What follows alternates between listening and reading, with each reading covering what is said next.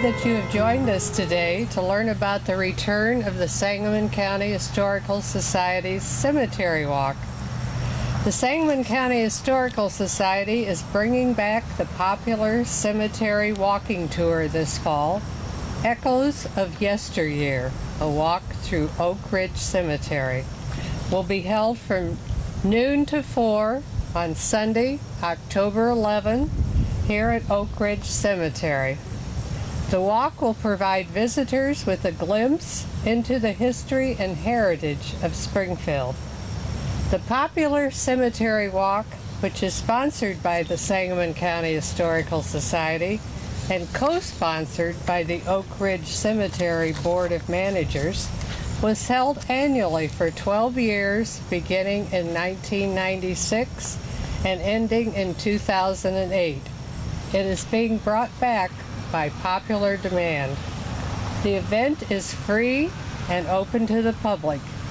In case of rain, the event will be held Sunday, October 18th. 8 costume actors and actresses will tell the stories of interesting people who have been buried at Oak Ridge Cemetery over the years. One of them is here today and will tell you about her role in Springfield history. These authentic stories, which have been thoroughly researched, will take the audience back to an earlier time and provide insight into the lives and times of these historic individuals. At this time, I would like to introduce Mike Leas, Executive Director of Oak Ridge Cemetery, who can tell you about the logistics of the cemetery walk.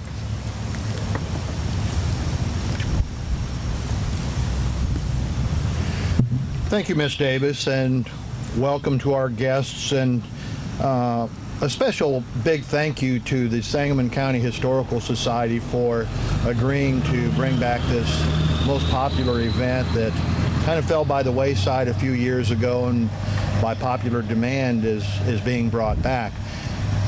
The importance of Oak Ridge Cemetery can't be underestimated. As many of you have witnessed over the last couple of years, we've restored the original entrance down on First Street, which hosted the Lincoln Funeral Recreation very successfully this past May. The gateway here on Monument Avenue has been restored, and we've looked at a lot of improvements throughout the cemetery over the last 4 years. The significance of Oak Ridge Cemetery oftentimes is only thought about in terms of Abraham Lincoln. And that's rightfully so, being our beloved 16th president, and probably one of our most popular presidents. But equally important are the many, many folks who lie and rest within these gateways that have a rich history and tradition in their roles of making Springfield a better community. The reenactors will only give you a flavor of, as Ms. Davis said, of 8 notable folks. And in our opinion, we always talk about the fact that everyone that lies within these gates is notable. We give homage to everyone who rests within these gateways, but we'd like to bring attention to some of the folks that actually brought history to Springfield in many, many different ways, as business people, as governors, as interesting folks, if you might say. So we welcome the entire community to this event on October 11th. Again, we thank the Sangamon County Historical Society for sponsoring and hosting this event. As Ms. Davis indicated, it is free and open to the public, and we promise to have a beautiful day just like today for the event. Thank you. Thank you, Mike. Now I would like to introduce one of the individuals who will be showcased during the walk, Phoebe Flourville, who is portrayed by Catherine Harris.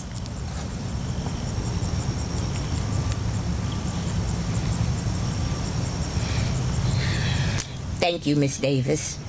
I am going to speak as Catherine Harris because I don't want to give away too much about Ms. Flourville, who was a very interesting woman in Springfield history.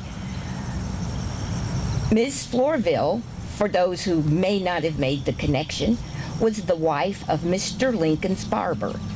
She was born a slave in Barron County, Kentucky, and traveled to Springfield and met Mr. Florville here in Springfield.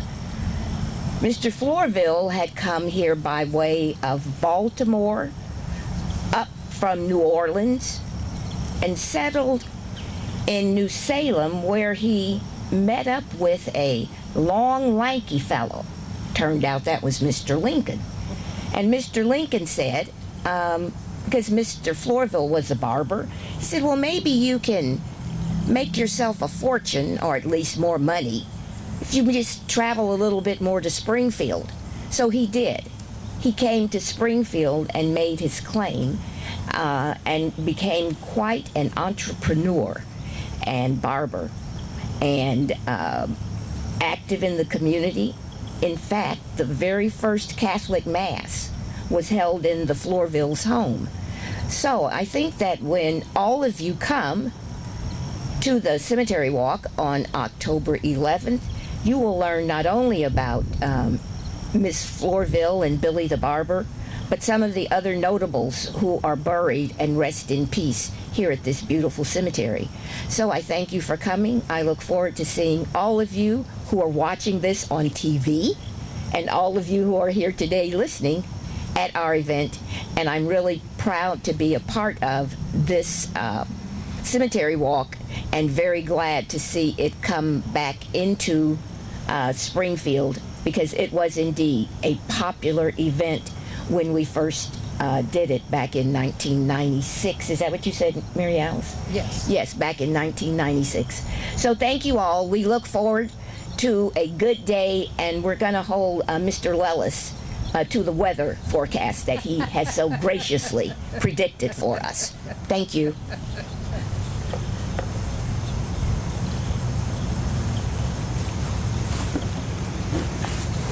Thank you, Catherine, or should we say Phoebe. In addition to the walk, attendees will be able to purchase books published by the Society and local authors. The Prairie Airs, an all-woman dulcimer group, will perform throughout the afternoon.